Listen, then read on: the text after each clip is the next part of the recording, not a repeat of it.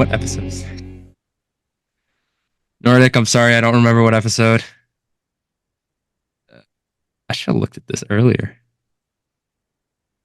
Okay, 61. This is episode 61. Okay, All right, you ready? ready. All right. Hello, everyone, and welcome to episode number 61 of the NordCast. I am not your host, Nordic97. I am Carter, here joined with, the most amazing co-host, Jack Polko. Jack, you just came back from a little vacation. How you doing? Doing good. How about you? I'm doing pretty solid. I could be better, could be worse, but hey, that's life sometimes. So Right. Nordic cannot be with us today. He is out camping, I believe. So he will not be joining us today. So we're gonna have a little bit more of a chill episode. Not gonna go through too much news here. There's still been some things that have happened. But we got a little tier list for you guys today. This is our free agency tier list. Not every player that is signed a contract is going to be on here because that would take us hours to do. But we got most of the main ones that have signed. So we're going to kind of go through this, see what we think, get Jack's opinion, get my opinion. And and we're going to go right through this. So All right. starting it off, we got the man who is fresh off of winning a Stanley Cup, Sam Reinhart. Now, Reinhart in the previous season put up 57, almost hit 60 goals with 37 assists for 94 points. In the playoffs, he kind of did slow down a little bit with 24 games played, 10 goals, 6 assists for 16 points, but he did have the Stanley Cup game-winning goal for the Florida Panthers. Now, he signed for 8 years, $8.625 million to remain a Florida Panther. Jack, what are your thoughts on this signing of Sam Reinhart to the Florida Panthers? Yeah, I think the 8 years is probably a little much, just considering his age, and I'm not a genius when I say players tend to slow down with age. But yeah, I like that. He's kind of like one of the core pieces to this team. Him, Barkov, and Chuck, that was like their big three this year, I'd say. Obviously Stolar's in net. You got him too. But yeah, fresh off a Stanley Cup. I like the pricing of this. Just not the 8 years. I feel like that may be a little much. But yeah, almost 60 goals this year. He was great for them. So For I would sure. I would say decent. Decent contract. I'd say decent. So he's 28 right now. So by the end of this contract, he'll be about 36. So he'll kind of be nearing the end of his career when this contract is over.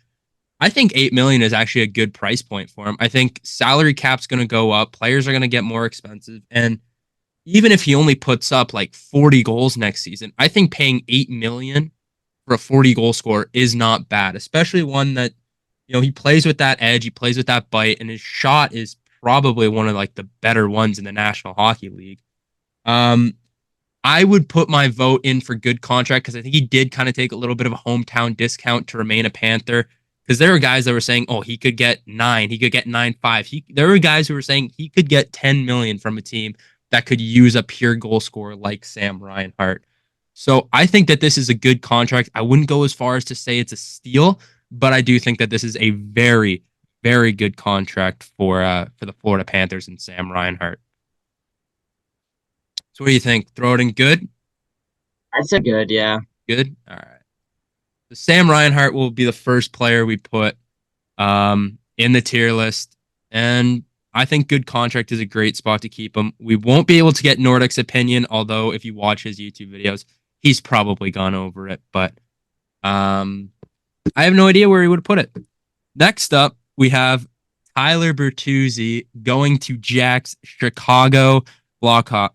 Whoa, Blackhawks. He signed a 4-year, $5.5 million deal with the Chicago Blackhawks. In the last season, he played 80 games, put up 21 goals, 22 assists for 43 points. Coming off, I think, what looks to be a very injured year last year where he only played 50 games between two teams, but still managed to put up 30 points. Um, Jack, I'll kind of let you take the reins on this one, seeing as this is from your Chicago Blackhawks with this signing.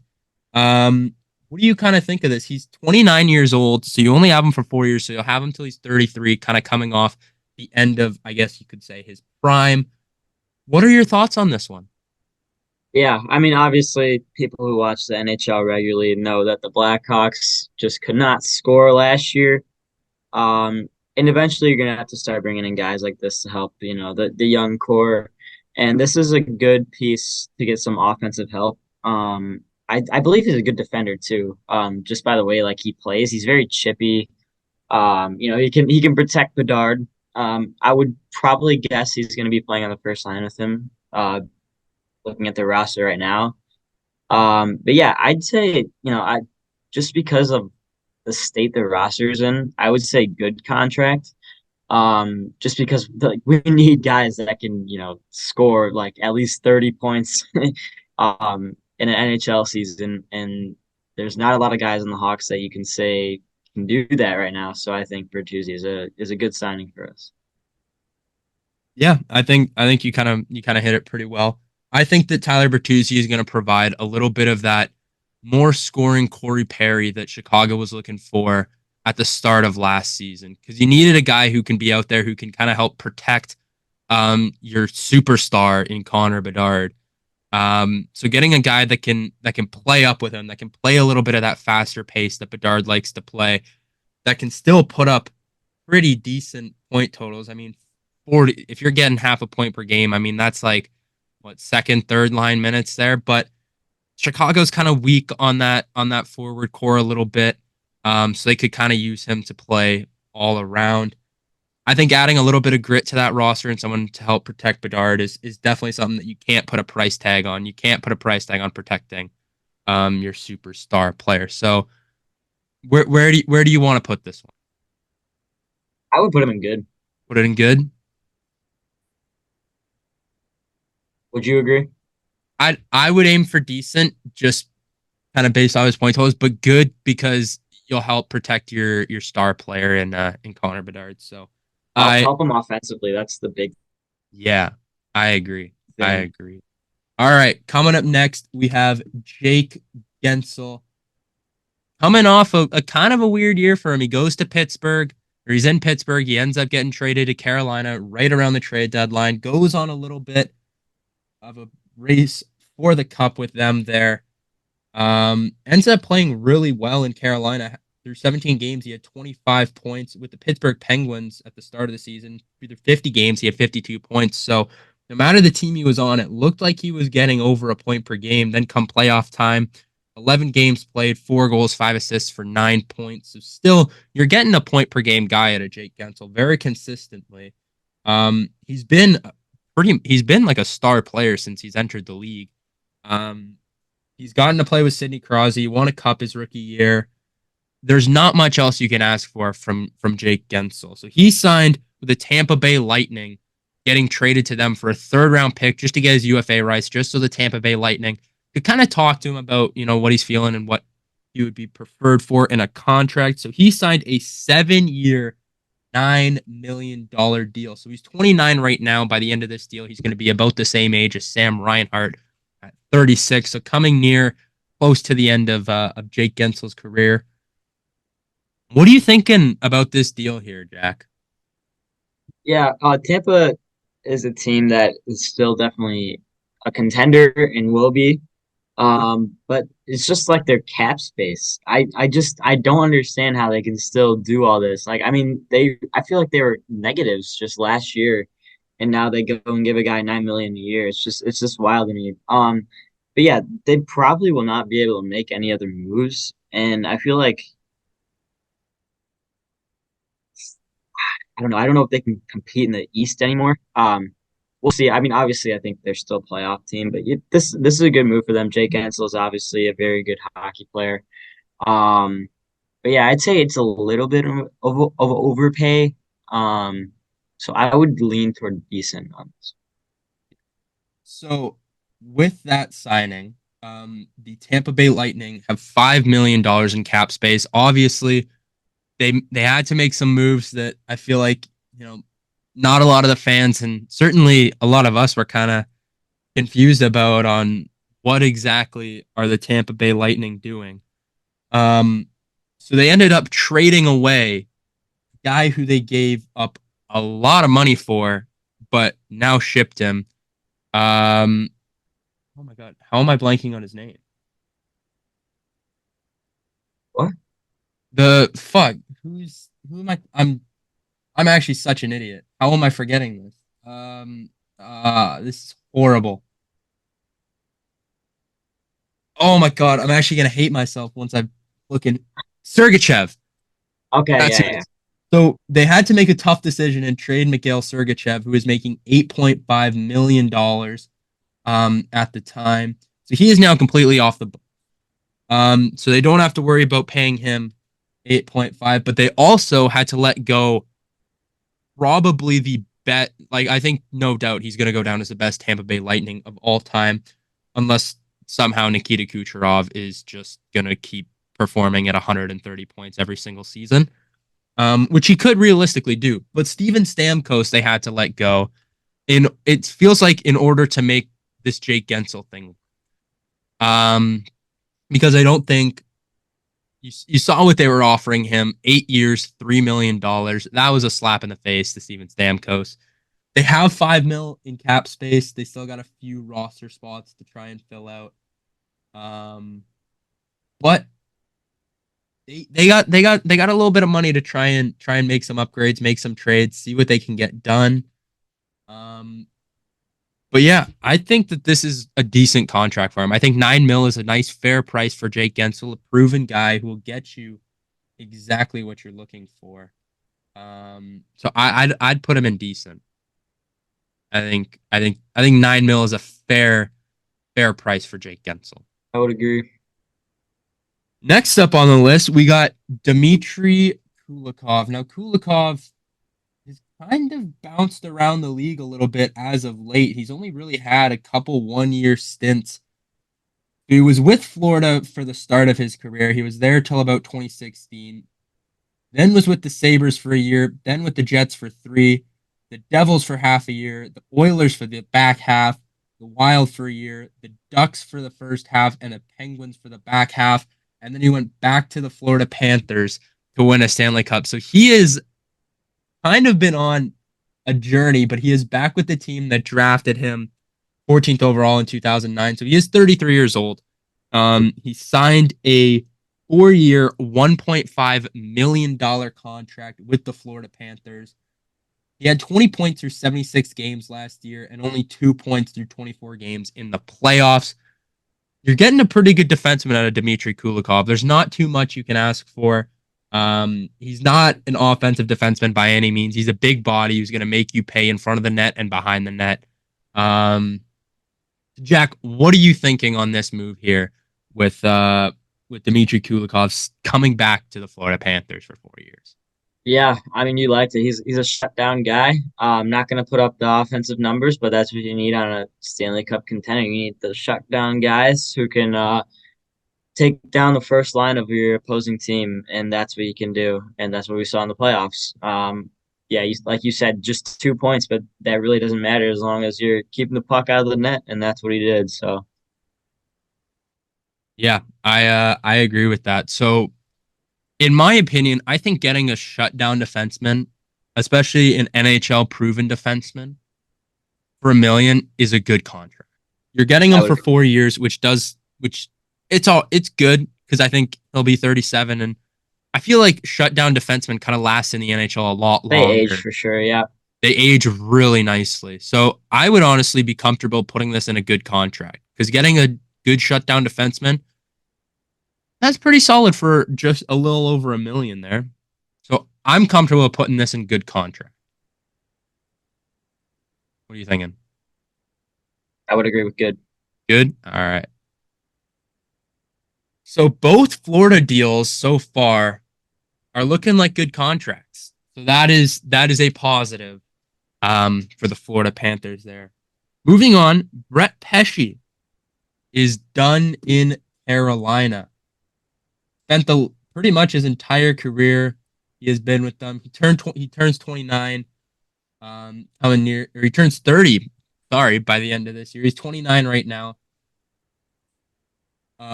He's a right shot defenseman. He only had 13 points through 70 games last year. So still, he's a pretty decent defenseman. He had 1 point through uh, two playoff games. So he really only played two play. Damn, that's was he injured? I feel like he must have been injured, right? So yeah, Yeah. So he was injured kind of through playoff time, which does kind of suck and sting for the Carolina Hurricanes. But he is no longer with Carolina. He leaves the team that helped get him up, breed him. And he signs a 6-year, $5.5 million deal with the New Jersey Devils. What are you thinking? I think the Devils definitely needed help on that back end. So even if it feels like a little bit of an overpay, they needed help on that defensive side because you saw how bad it was this year. It doesn't also help that they didn't have a goalie last year, which they have now. So being able to help protect the house, I think that's a great move for the New Jersey Devils. So my vote's going to be putting this at decent, just because I feel like 5.5 is a yeah, little I would go high. decent too. Yeah, I think 5.5 is a It little is, high, but I don't know. yeah, it's definitely a little high, but yeah, you hit it right on the head. That's basically what the team needs, and they're a young team that will definitely be a contender for the next couple of years. And yeah, it's a good GM when you're fitting the team's needs in the off season, and that's what they're doing. So So both Carolina guys that got shipped off are put in decent contracts. So might be a good thing that Carolina didn't keep them, but at the same time, I think it still stings to lose some guys like that. Next up on the list, we got Chris Tanev. He got shipped at the deadline this year. Was with Vancouver for pretty much the entirety of his career. Then he got shipped to Calgary in 2020 to 2021 season, and then he ended this year with the Dallas Stars, a nice trade deadline acquisition. He had 5 points through 19 games, and come playoff time, he had two points through 19 games in the playoffs. So he played pretty much the exact same in regular season, games wise, I should say. But as far as playoff wise, his point total kind of slowed down, put up 8 less points with the same amount of games, which it's not. Oh, wait, never mind. Sorry. He only had 5 points, not 10. I don't know why I'm reading that wrong. 3 less points through 19 games. So it's not the greatest. But still he's not meant to be a point getter. That's not Chris Tanev. He is a big body who pretty much just like Kulikov will beat you behind the net. He'll beat you in front of the net. It does not matter. He is going to make you not want to crash the crease. We signed with Toronto 6 years, $4.5 million. What are you thinking on this one? I think this is going to be our first not so good deal. It is just a little bit of an overpay, in my opinion. 6 years is kind of a lot too for a guy like him. But yeah, don't get me wrong, he's a great player, but I do think this is a little bit of an overpay. Yeah, he is. Let's see. How old is he right now? So he's 34 years old. Yeah, He turns he turns 35 this year too. yeah, Um, that's so you're gonna be paying him till 41. Now, as we said with Kulikov, defensemen do age really well. Man, you're gonna pay him till he's 41 years old. yeah. That is that is a shock to me. I'm taking a quick look at their defense pool there. They got some good defensemen. I think that Toronto kind of attacked this offseason really nicely. But I do think that 4.5 million until they're 41 years old is going to look good for the first little bit for Chris Tanev because he's still a great defenseman. I think everybody wants a guy like Christopher Tanev on their team. But I think by the end of this, we're gonna look and say might be a little bit of an overpay. So I'm comfortable putting this in not so good deal. Or as Nordic typed it out, no so good deal. But No, so good. no so good. Coming up next, we got Yakov Trenin, who signed a 4-year, $3.5 million contract with the Minnesota Wild. In the last year, he started it off with the Nashville Predators, putting up 38 points through 60 games, or sorry, 14 points through 60 games. Wow, I am not reading the point totals right. I was gonna say, dang. Yeah, 14 points through 60 games with 10 goals. Then he got shipped to the Colorado Avalanche, where he put up 3 points through 16 games. And come playoff time, he had a goal in 10 games played for 1 point. No assists there. Um, but I don't think that's really Jakub Trennin's game. He's more of that big body who will make hits, make plays. He's That's just who he is. I don't think a lot of these guys that got signed aren't pure like goal scorers or snipers or anything like that. But I think Jakub Trenin, 3.5 million for him. You get him going. You get a little bit of help for Kaprizov and Boldy and everything like that. Just get someone to protect your stars. I don't think. Again, I said this with Bertuzzi. You can't put a price tag on getting guys to protect your stars. Yeah, I would definitely agree with that. Yeah, I think the Wild is definitely a good fit for him. They probably need more guys like that. I hate the Wild, so I'm sure this guy will be a pest to the Hawks. But I would say I'll put him in a decent or good contract. I'm kind of in the middle. I was gonna go with decent contract for Jakub Okay, Trenin. that works. Good with decent. I think it's a good deal. Yeah, I think it's a decent contract. I think it's the money's right.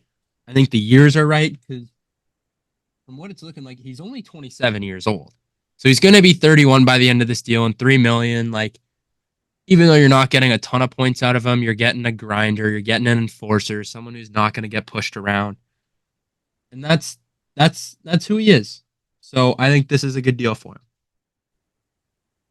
Next up on the list was a guy who it almost looked like didn't play too well in the playoffs and kind of had somewhat of a down year this year. Did not look like he did last year. Did not start the year the way he finished it last year. We got Brandon Montour. So he is leaving the Florida Panthers after being with them for 3.5 seasons. In the last year, he had 66 games with 33 points, with 8 goals. In the playoffs, he had 24 games played. He had 11 points. Now, going back to the season prior, he was a 73-point guy through 80 games. And come playoff time, he had 21 games played. He had 13 points. And he was kind of that star defenseman that they needed. They lost Mackenzie. They traded away Kenzie Weegar to get Matthew Tkachuk, and in comes, and we're like, oh, they don't have a star defenseman this year. And boom, Brandon Montour emerges, and he played really well in that role. And then this season, he kind of had a little bit a down year. Still played pretty decent kind of throughout the playoffs, but at times he didn't look too great. Um, but yeah, he ends up signing with the Seattle Kraken, 7 years, $7.14 million. Jack, what are you thinking about this deal if you're the Seattle Kraken?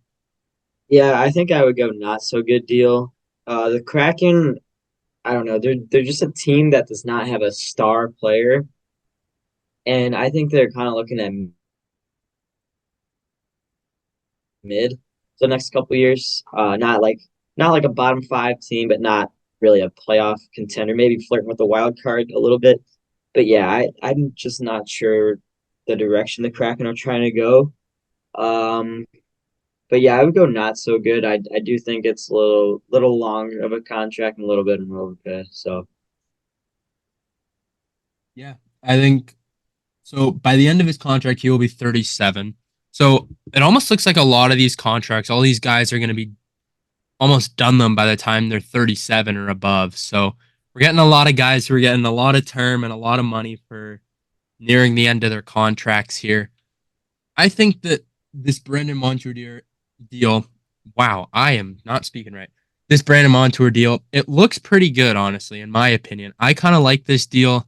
I'd be willing to put this in decent because if you're able to get him back to his 2022-23 self, I think you're looking at a steal of a contract. If you're getting a defenseman who's almost putting up a point per game, I think that's worth all the money you can shell out. But if you're looking at it from this season,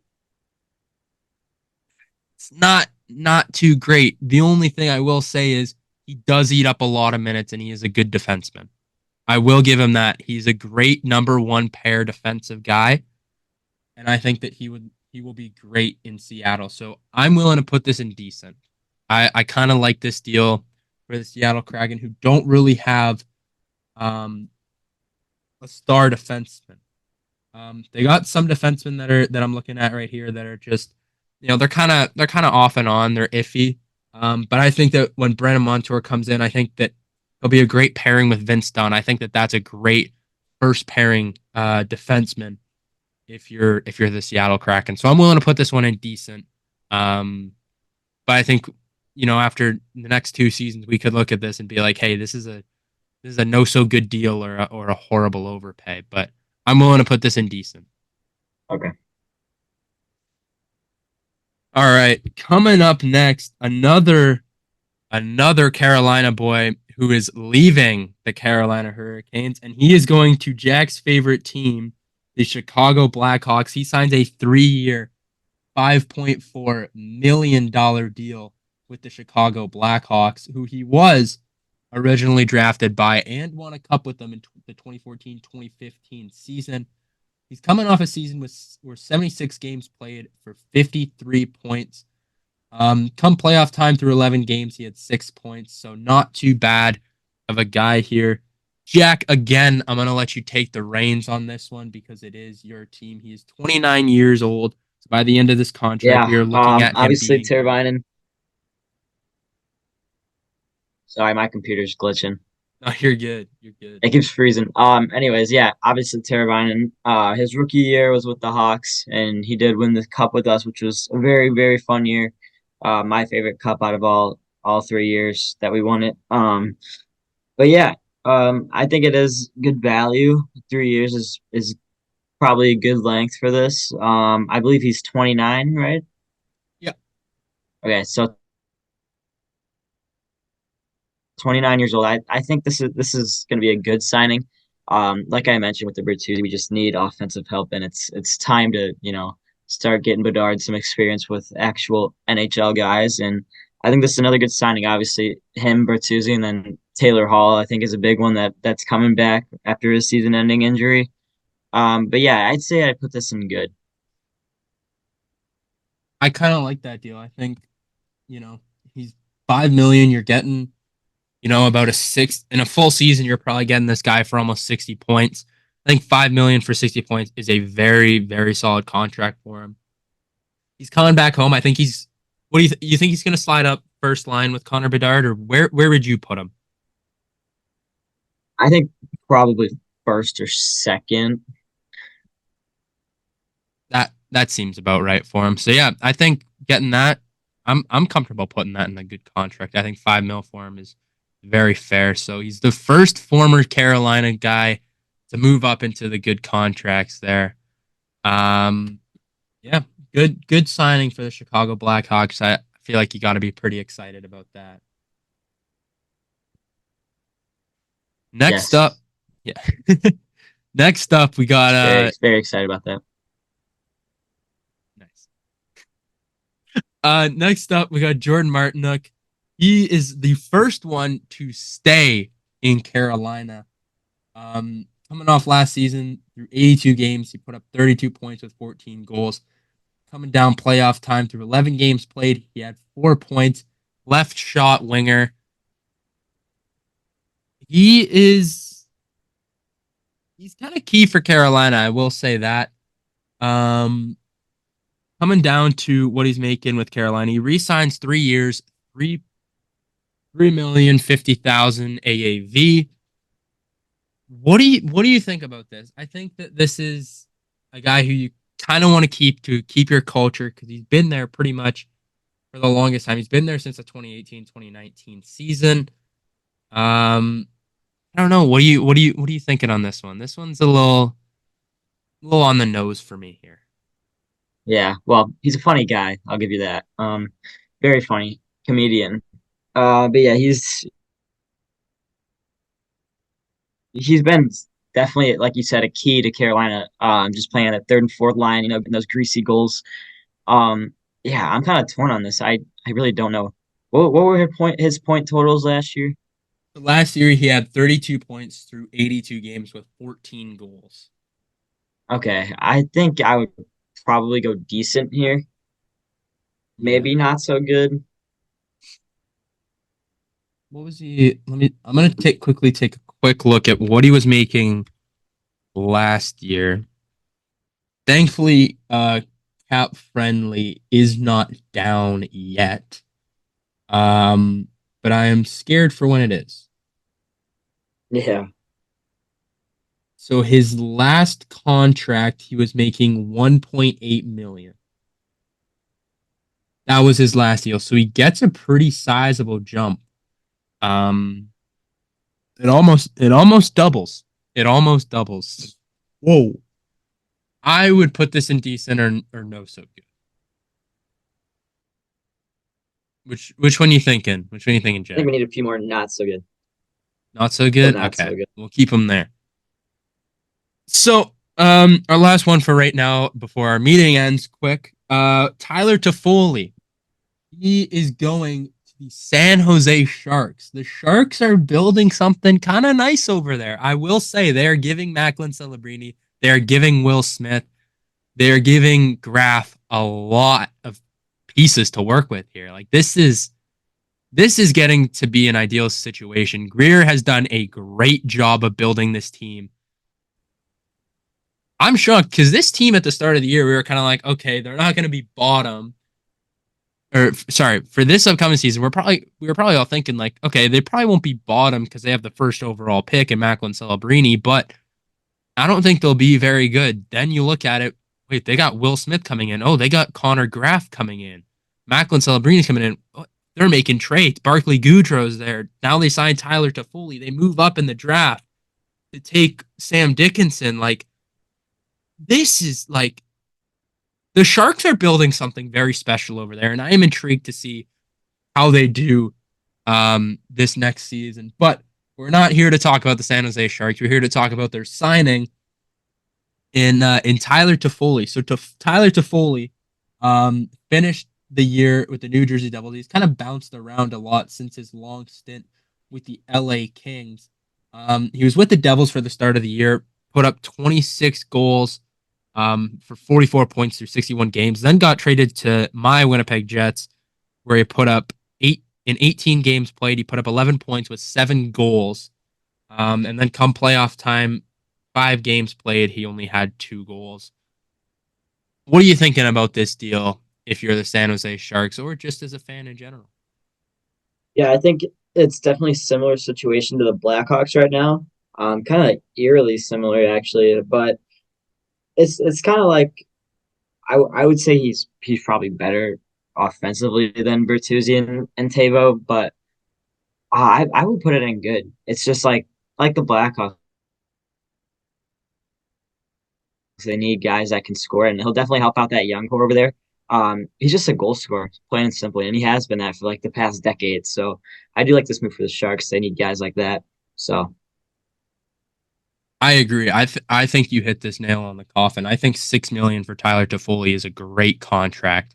I love this deal for them, especially for the San Jose Sharks. You're getting a guy who can also help mentor, especially Will Smith, who's got probably one of the nicest shots I've seen in a long time. So getting a pure goal scorer to help your future pure goal scorer um, is key in my book. He's been pretty much a consistent 40 to 50 point. He kind of ranges in that 35 to 45 point range. Um, so I like this deal for the San Jose Sharks. I will put this in good. I think that other than Sam Reinhart, this is probably the best contract here. Um, but yeah, I really like that deal. So we're gonna take a quick pause here because our meeting's about to end. But we will be right back. All right, welcome back. We're gonna start this off by going off with the team that was arguably the most busy during this free agency, the Nashville Predators with 2 signings. We'll start it off with Jonathan Marchessault, who came off last season or 2 seasons ago winning a Conn Smythe. Now, usually when a guy wins a trophy, they aren't shipped off 2 years later. Um, but I guess Marcia Show is one, and the other one is Linus Ulmark. But that's besides the point. That's neither here nor there. He signs a 5 year, $5.5 million deal with the Nashville Predators. Last season, he put up 69 points with 42 goals through 82 games played. He had through playoffs, through 7 games played, he had 4 points. Now, if you go back to last season, his Conn Smythe playoff run, through 22 games played, he had 25 points with 13 goals. What are you thinking about this signing if you're the Nashville Predators here? Yeah, I mean they were a team that was kind of surprising to me. I don't think I had them making the playoffs. But yeah, they have just really improved by Marchessault and Stamkos. Those are two huge top six guys that you're getting that are arguably in their prime right now. I'd say Stamkos a little past his prime, but he still puts up great numbers. And I think Nashville's such a great fit for both of these guys. And I think we're absolutely looking at maybe a Central Division winner next year. Um, but yeah, I like both these signings. I'd say I put them both in good. Both in good. Yeah, so going to Steven Stamkos, so he sadly had to leave Tampa because they wanted to pay him $3 million, which if you're a Steven Stamkos, I don't think you're signing that. Yeah. As much as you want to stay in Tampa, like would you not take an extra $5 million to go play for a team that you know is also going to be competitive next year? Especially with the addition of Jonathan Marchessault, who the two of them actually reunite because they did play together. So 4 years, 8 mil for Stamkos, 5 years, 5.5 for Jonathan Marchessault.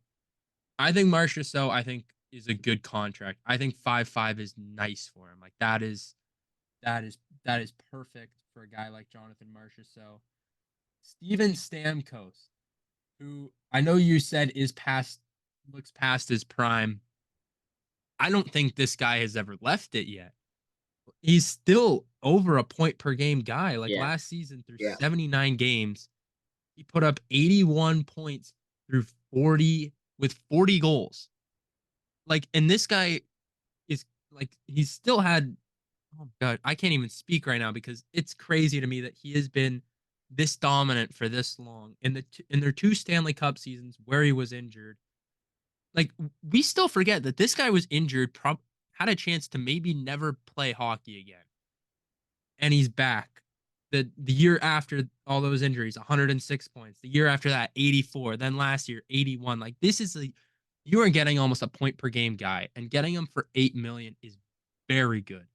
So I think both. I agree with you. I think both of these are good contracts for the Nashville Predators. They are building something special over there. We were talking about San Jose building something special. I think we got to start. I think Nashville is going to be a team to start looking at. I think Barry Trotz has done an unreal job at keeping Nashville competitive. I think that they will be a very competitive team next year.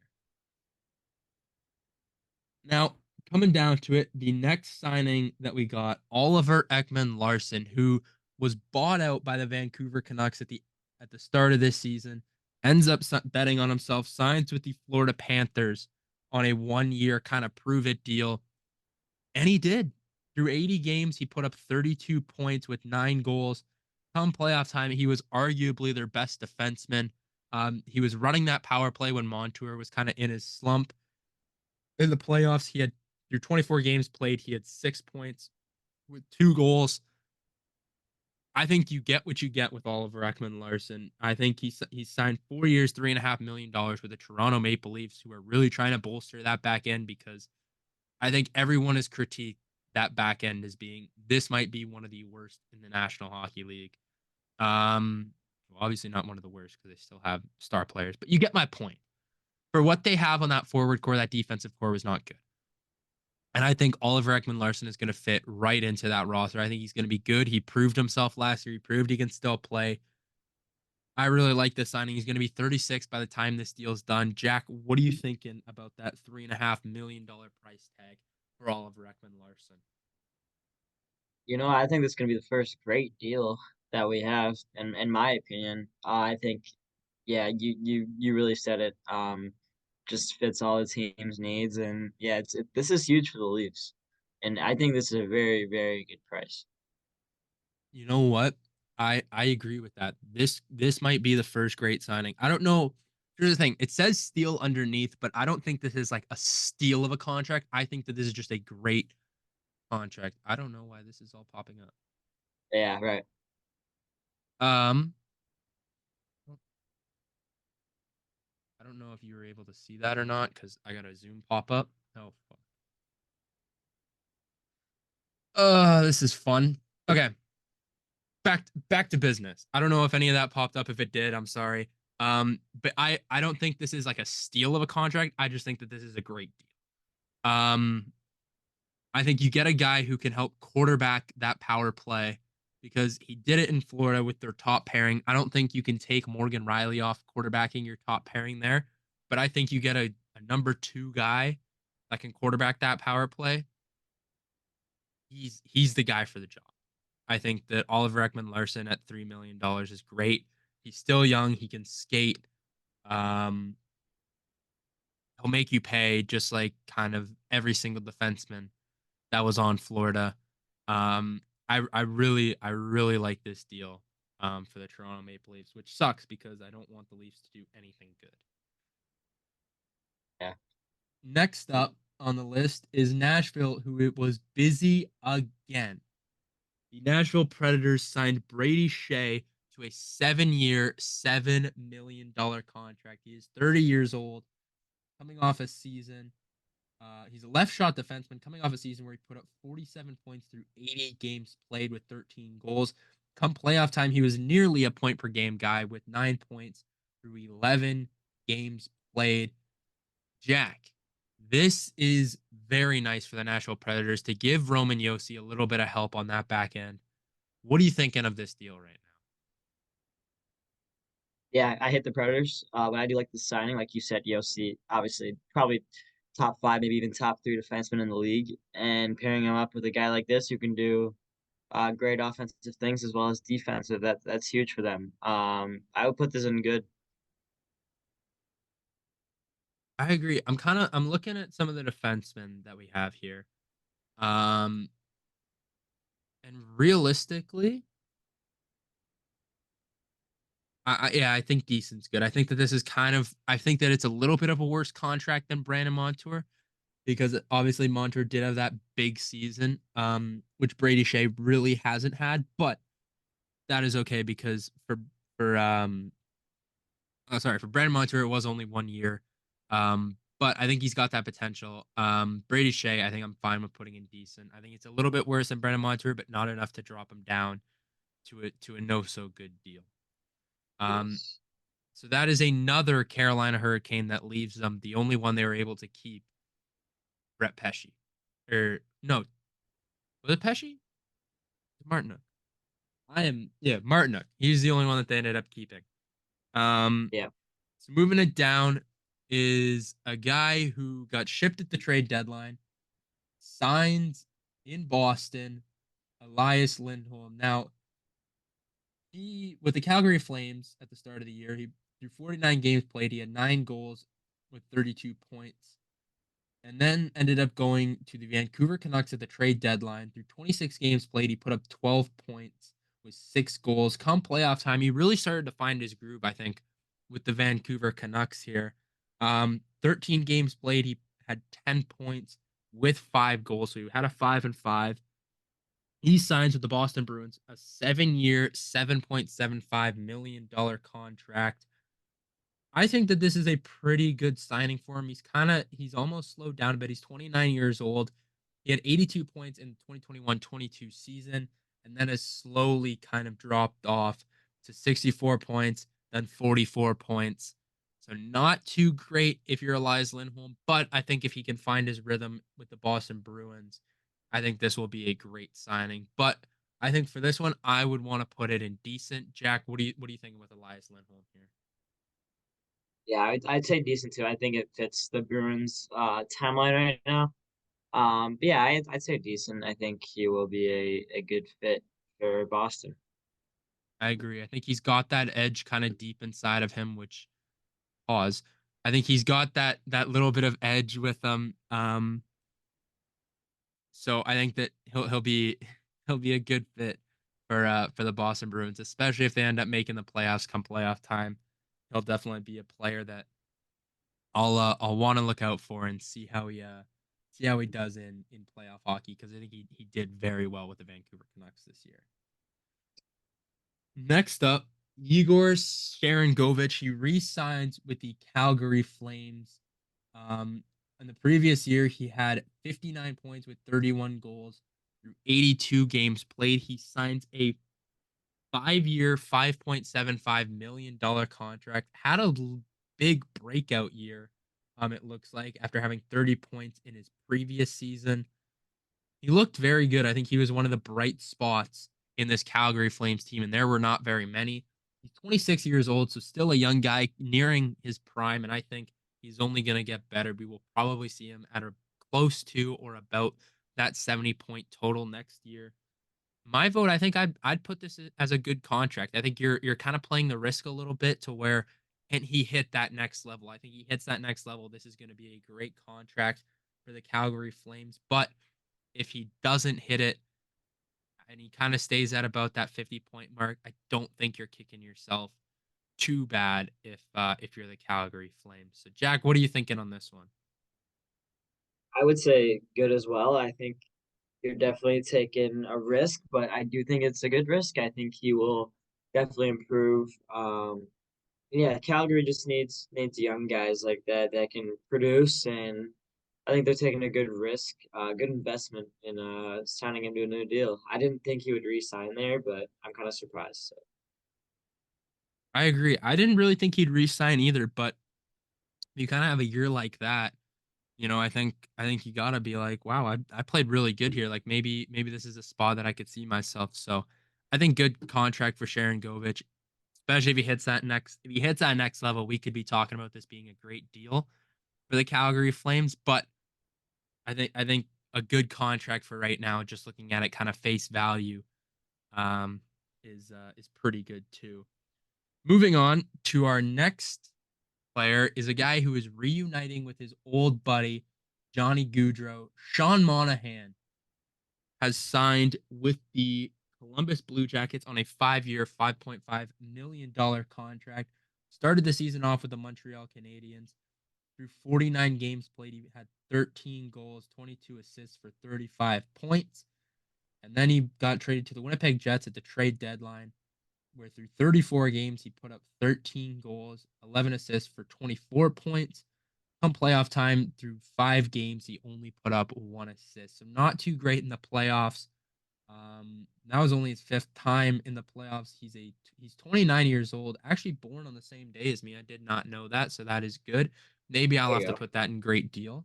So that's good.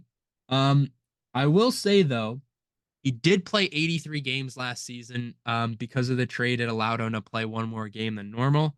So that's a pretty cool little stat there. That is kind of cool. Yeah. So what are you thinking about this one? If you're kind of the Columbus Blue Jackets or just a fan, kind of looking through it. Yeah, I put it in decent. Maybe a bit of an overpay. But yeah, Columbus is one of those teams that has to start kind of rising. I feel like they have the talent to, kind of be competitive for a wild card spot maybe. But yeah, it is a tough division that they're in. So yeah, I put it in decent. I think maybe you're looking at a little bit of competitiveness next year. So I agree. I think the Sean Monahan contract is a pretty decent contract. I don't think it's amazing by any sense. Um, but I don't think that it is that bad of a deal for the Columbus Blue Jackets. I think you reignite them with Johnny Gaudreau, who they had a lot of success together in Calgary. So he no longer has only played for Canadian teams as he now goes south of the border. Next up on the list, we got Nikita Zadorov. Now, Zadorov was one of the most probably sought after trade deadline pieces.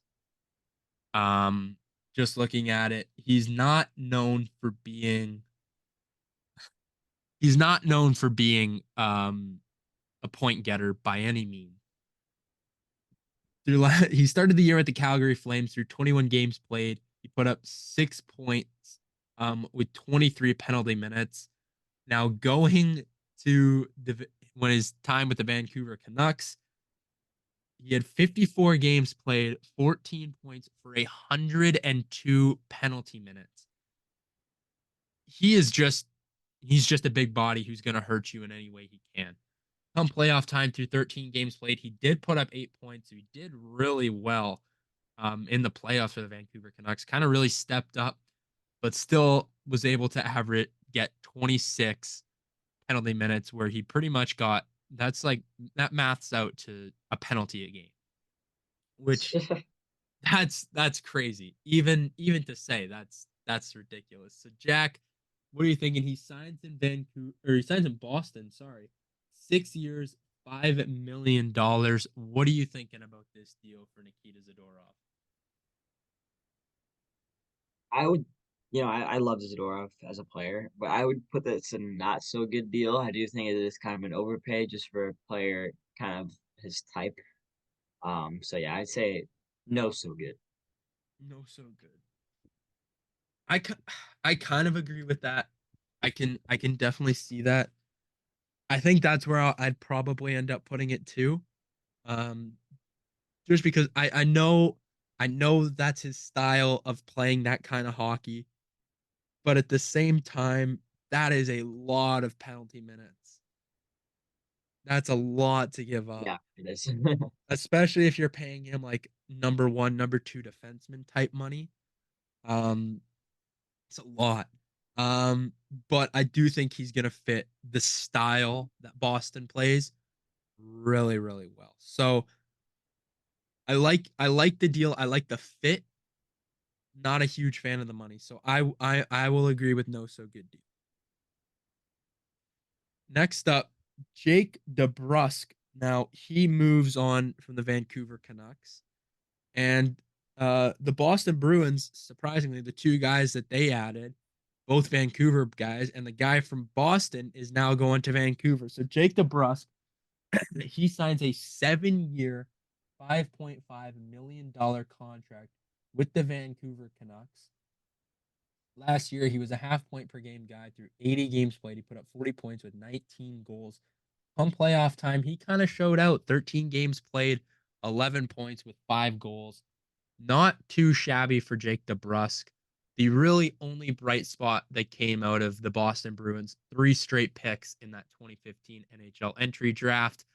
Um, what are you thinking about this contract here for the Vancouver Canucks? 7 years, 5.5 million. Yeah, I would probably put it decent. I could see not so good.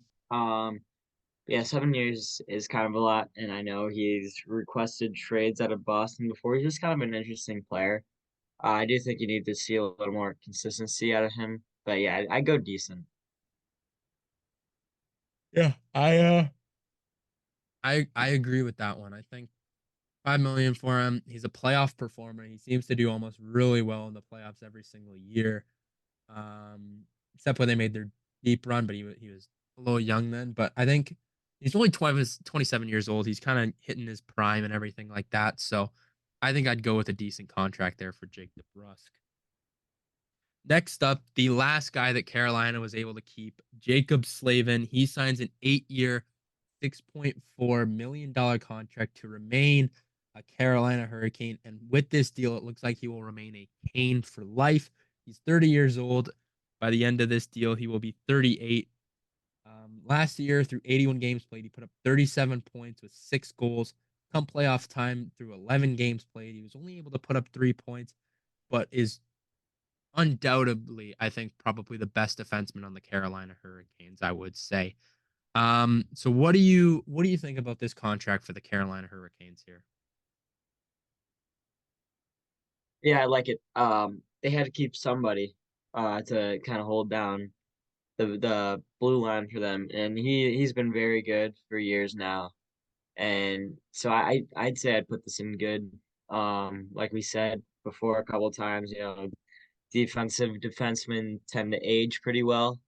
So yeah, I do like this contract for Carolina. I agree. I think 6 million for Jacob Slavin is really good. You get a nice puck moving defenseman, a guy who's going to pass the puck. He finds the open lanes really well. I really like how he plays and how he attacks the game. I'm willing to put this one in good contract. Where are you thinking for this one? I would say good too. Good contract. I like that. I like that. All right. Next up, Warren Fogle. Fresh off of his Stanley Cup run with the Edmonton Oilers, he goes to their rival, the LA Kings, on a 3-year, $3.5 million contract. He's 28 years old, where he put up 41 points through 82 games with 20 goals. Come playoff time, he was a little bit slower on that front, but still not too bad. Through 22 games played, he had 8 points with 3 goals. Left shot, left winger. What are you thinking about this deal here for the LA Kings? Yeah, I do kind of like it. I think he could definitely be a third, fourth line guy, kind of like he was in Edmonton. And yeah, I think LA is definitely looking to contend. Hopefully they don't pull the Oilers in the first round this time. But yeah, I think this would probably be a decent contract for them. Yeah, so I'm kind of looking at this and 40 points. I 40 points. He went up 13 from his previous year. He beat his career high by 7 this year. So a really good year for Warren Fogle, which I think he definitely needed if he wanted to get a pretty sizable contract, which does kind of suck for the Edmonton Oilers because I think they really would have liked to keep him. But I would honestly, I'm close to thinking that this could be a great deal because I think if he improves this year on a bad LA Kings team, I think he's going to get a lot of opportunities here. I think we're going to see him a lot. Um, I would be willing to put this in great deal, not steal, nowhere, not really as good as Oliver Ekman Larson, but I'd be close to putting it in great deal. But I think good contract, I think is the safe bet. Yes. All right, before we move on to the final two players, there's one thing I want to ask. I want to put Sam Reinhart in great deal because Great. I'm looking at the rest of these guys here, and I think that he has the right to go up to a great deal. Yeah, you know what? I think so too. I I'm willing to go Sam Reinhart in the great deal spot Okay, yeah, that works. because looking at it, I think yeah, I don't think I got to explain it. We kind of went over it already. Um, just thinking about what he could have got versus what he actually got, he takes 1 million less. That allows you to get a decent defensive piece, right? So Yes. I think the hometown discount was key. But hey, there it is. Sam Reinhart moves up to the second player in the great deal spot. Coming down to our final two players, we're gonna started off with Chandler Stevenson, who signs a 7-year, $6.25 million contract with the Seattle Kraken. So the Kraken make another move here after already bringing in Brandon Montour. They ended up grabbing another guy in Chandler Stevenson. The last year, he put up 51 points with 16 goals through 75 games played. He's 30 years old, so by the end of this contract, again, he's going to be 37. As I've said already, a lot of guys in their 30s are getting some pretty sizable contracts here. Six and a quarter million for a 51 point guy. Jack, what are you thinking for Chandler Stevenson here? Honestly, I'm thinking no so good. Really? Yeah. All right. Let's. I want to hear your thoughts. Elaborate on this one. Yeah, just like I said about the Kraken before, there's just no real direction, no real star player. And they just continue to kind of sign guys like this. I'm not sure I really understand it. He is getting older. Stevenson is. So yeah, I'm just not sure what they're doing. They're just kind of handing out money to these role player guys, and it's just every free agency they're doing it. I feel like so. I don't really like this deal. That's fair. I think in the previous 2 years, he's kind of started to slow down a little bit. Last year, he was missed 7 games. He ended up playing 7 games in the playoffs though. But he only had 1 assist, and that was his only point total with 8 penalty minutes. Um, he's a great player nonetheless. In his last year in Vegas, I think he was really key to their cup run. Where in 22 games played, he put up 20 points with 10 and 10 for the goals and assists. So he has the potential to get close to that point per game mark, but I don't know if he'll be able to do it. So I think it's hard because I want to go no so good, but I also want to put him in decent. I think we'll put him in no so good. Um, but I think if he increases his point total from the previous year, I think we're going to look at this as being a decent contract. Yes. Finally, the last player that we have in this tier list. This has been a long one, to say the least, but it is Anthony Duclair. He signs a 3 year, $3.5 million contract with the New York Islanders. It goes to Mike Bartner's favorite team. In the last season, he started off with the San Jose Sharks. He put up 27 points through 56 games played with the San Jose Sharks, as I said, and then got shipped to the Tampa Bay Lightning, and things really switched for him there. He put up 15 points through 17 games played with 8 goals. So he really started to find his groove with the Tampa Bay Lightning there. Then come playoff time through 5 games played, he was only able to put up 2 assists. But I think that's all right. We kind of got a glimpse of what he could be on a very solid Tampa Bay Lightning team. So if he can pick that up with the New York Islanders, I think we could look at this as being a good contract. You get what you get with Anthony Duclair. He's kind of around that 30 to 40 point guy. I think when you give him a full season, when you give him an actual chance to play a very sizable role. But if you don't, I don't think you're gonna talk about Anthony Duclair a lot. He plays with that edge, which I think the Islanders could probably help and need, especially with Matthew Barzal.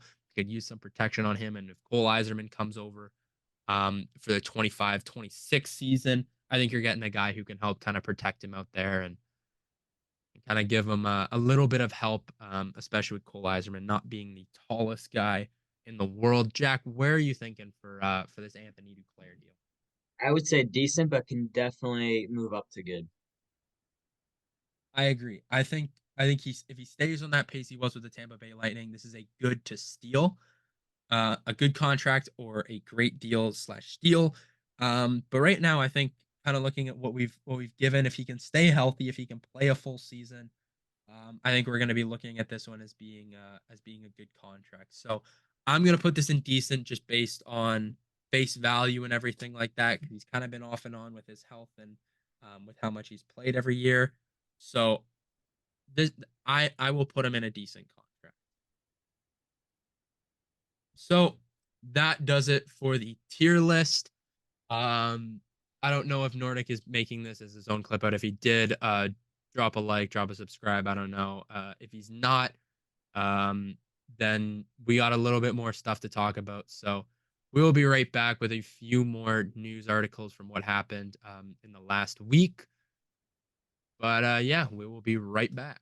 All right. So coming down to the last part of this episode, we're going to review some trades that me and Nordic were not able to review because it didn't happen when we recorded.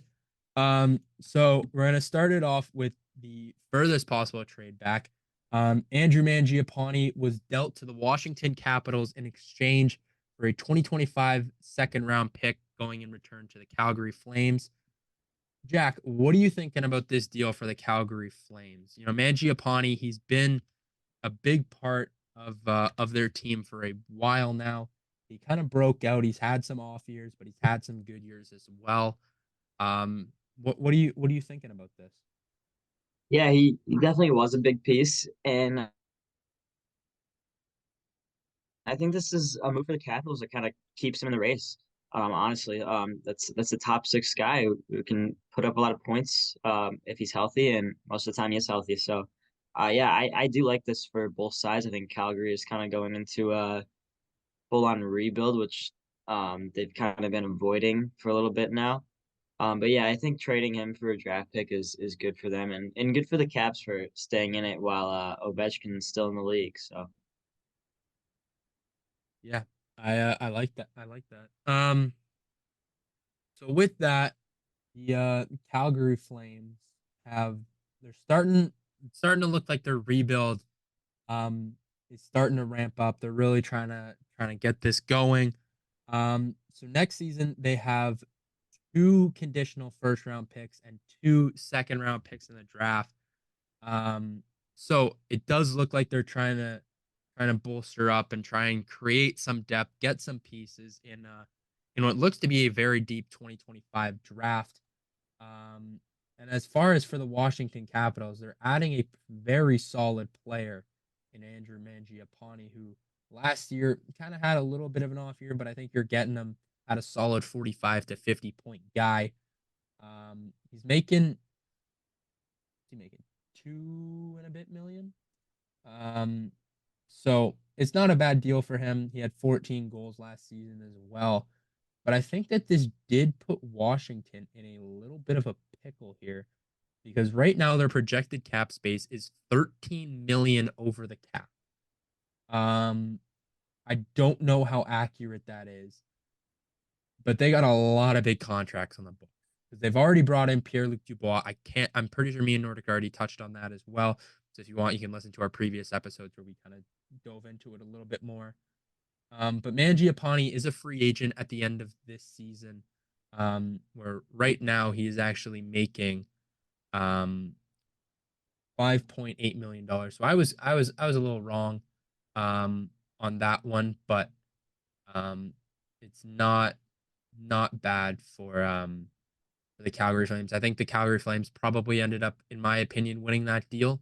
But at the same time, you can't be too sure. It looks like Washington's trying to make one last run and give Ovechkin as much help um, to win, to not to win, to break Gretzky's record as possible. So they're trying to stay competitive. I respect it, but man, they got a lot of big contracts in the books. Um, well, I maybe we didn't. Did we dive into it? Sorry, I'm going through these trades, and there's one that I don't think we talked about, but it is here. So I would actually like to talk about it right now. Um, Jacob Chikrin was traded to the Washington Capitals as well. So that was another big deal. Um, I'm trying to pull up this trade here. Um, Sorry, I should have had this set and ready to go here. But the Jacob Chikrin trade. So he was traded from the Ottawa Senators, who they kind of traded for him to try and get him going. So what do you think about Jacob Chikrin? Kind of how do you think he fits with the Washington Capitals as I try and find this trade here? yeah, I think it definitely fits their team. And yeah, I totally forgot about this too. Um, but yeah, it's just like the Capitals are trying to stay competitive, and I respect it. Um, but yeah, a couple years we're looking at a pretty rough stretch, I feel like. So, but yeah, we'll see what they can do. All right, so I have the trade pulled up here. Jacob Chikrin, he's a free agent at the end of this year, which a lot of their guys are. He's making $4.6 million. The trade for Jacob Chikrin was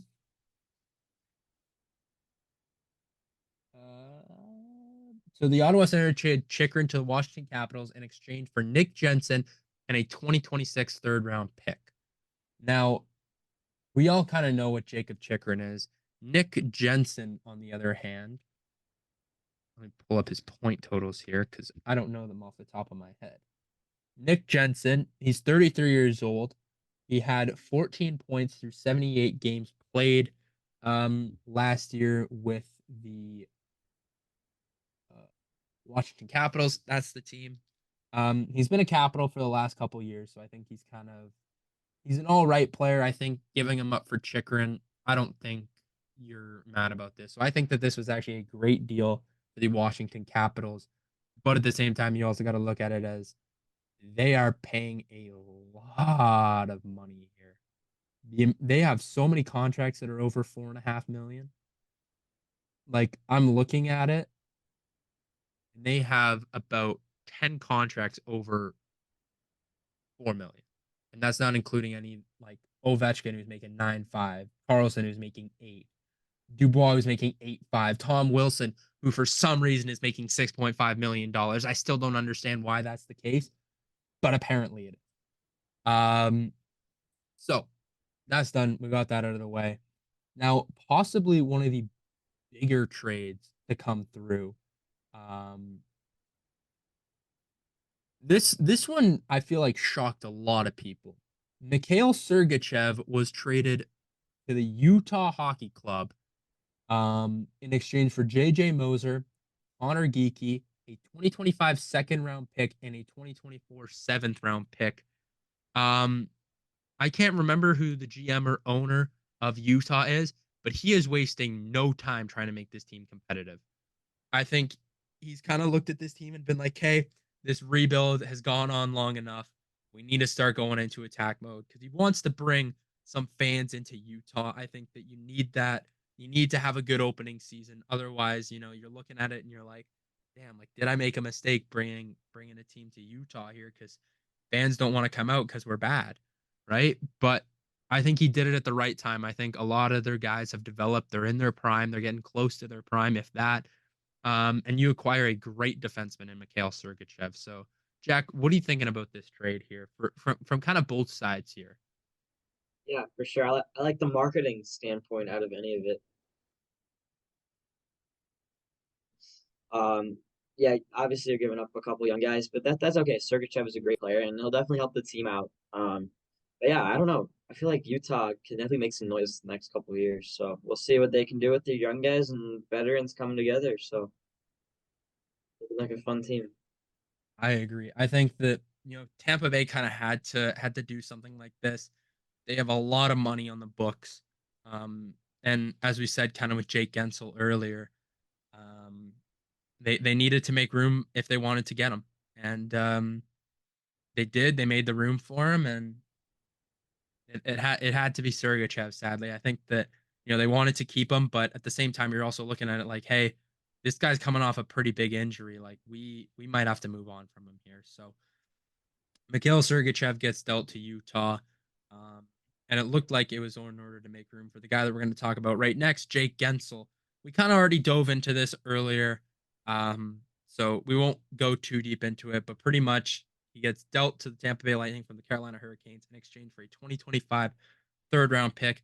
This was really probably just to talk to him before free agency opens so they could try and get a deal done as soon as possible. So they did. So they got the unrestricted free agent rights for Jake Gensel. That's pretty much all this was. So getting a third round pick, as much as it does suck to lose Jake Gensel, a third round pick to get a guy who didn't look like he was going to re-sign with you, um, not a bad consolation if for the Carolina Hurricanes there. Jack, I mean, there's not too much to really say on this, but I don't know. Do you have any thoughts or just Yeah, I mean, yeah, not really much to say, but I mean, we kind of covered it all. So all right? Sounds good. The last trade that we are going to talk about, because I think that this is all the trades that we have. Chris Tanev. We already talked about him earlier, how he signed in Toronto, but he was acquired to Toronto for the free agency rights. Um, he was acquired for a 2026 seventh round pick and Max Ellis, a right winger. So those get shipped back to Dallas in exchange for the unrestricted or in exchange for the free agent rights of Chris Tanev. So kind of the same thing as the Jake Gensel deal, where they're just trying to get the rights so they can talk to him early, kind of see what he's feeling, see what the market's kind of saying, and so they can try and get a deal done before he even hits the open market there. So he doesn't kind of go away because looked like they wanted him. They wanted to get a deal done, and They did it and they pulled the trigger. So looks like that's kind of a great deal. It worked out for Toronto. It'd kind of suck if you trade some things and you're just like, you know what, I'm not gonna sign with you guys. So I think it's kind of the same thing as that Gensel deal. There's not too much to really say on it, but yeah, I don't know. Jack, you got any thoughts on it, or kind of same thing as Gensel? Yeah, same thing. I mean, we covered it in the free agent signing. So Yeah. All right. Well, it looks like that is pretty much everything we have, but I am gonna ask Jack one question. So the baseball season, we're a little over halfway through. As the baseball guy on this pod, Jack, who who's your champion of the MLB this year? Who's winning the World Series, and who is going to be the runner-up? oh man, you know what? Dark horse right now, I like the Padres a lot. Padres are they're a fun team. There's a lot of star power and their starting pitching is incredible. Cease, oh my gosh, I can't stand Cease. He's just nasty stuff. Um, but yeah, I mean, I could go on for hours about how I hate the Cubs right now. Obviously, I'm a diehard Cub fan, but I'm way too tired to talk about them right now because they piss me off so much. Oh man. Yeah, I also like the Orioles. I'd say right now my pick is going to be Padres Orioles World Series. I like that. I like that. Yeah, the Padres have definitely been a team that, I don't think a lot of people really saw the Padres as being, a team that could make a run. There hasn't really been, I will say, it doesn't look like there's a team that's like completely run away with it at all. Yeah, I think every single team is close. Because like there's no team that's like got a 30 win to loss differential. Like the largest one I think is the Phillies and it's 27. Like it's still a big difference, but at the same time, like every team looks to be at almost 500. Like I'm looking at it, and almost every team looks to be 500, slightly above, slightly below. Like it's a tight race. This is gonna come down to the last little bit here, but I will say for my predictions, I'm sticking with the team that I picked to be the champions at the way too early predictions. I'm going Phillies, to win it all. I wish I could take back who I said was gonna be safe the pick. runner-up, the Texas Rangers. They've kind of been really underwhelming in my eyes. So I am going to take Terrible. the Baltimore Orioles to be the runners up. I think they have been probably one of the most fun teams to watch play baseball this year. I think Gunnar Henderson's unreal. Adley's just amazing. And I got some great pitchers too. So that's going to be my prediction. We'll get Nordics either next episode or if he wants Yeah, to. Cubs are going to Baltimore this week. Can't Ooh, wait for that. God, that My is my cousin's going on Wednesday. Shout out Finn Doyle. He lives in Baltimore. attaboy. Took him to Yeah, no, Wrigley on Wednesday against the Phillies for the first time in a couple years for him. nice. And was it that was So that was the game that you sent snaps of, right? That you were posting stuff of. Like, were you at that yes, game too? five. Yeah, Yeah. So you wish you could have went to the other one yeah. where it was I'm for a much more of a beating. it. Was So I know you're upset that you missed that one, but hey, whether you're there or not, a win's a win. So we need more though. that you definitely do. So that's gonna do it for us here of another Jack and Carter Nordcast. So if you guys for some reason stayed stuck around for the whole thing without Nordic, we appreciate it a lot. Thank you guys so much for tuning in. Uh, anything else you got to say, Jack, or are you ready? You ready to go to bed? I'm ready for bed, but thank you guys for listening. All right, awesome. Thank you guys so much. You guys have a good night. Take care.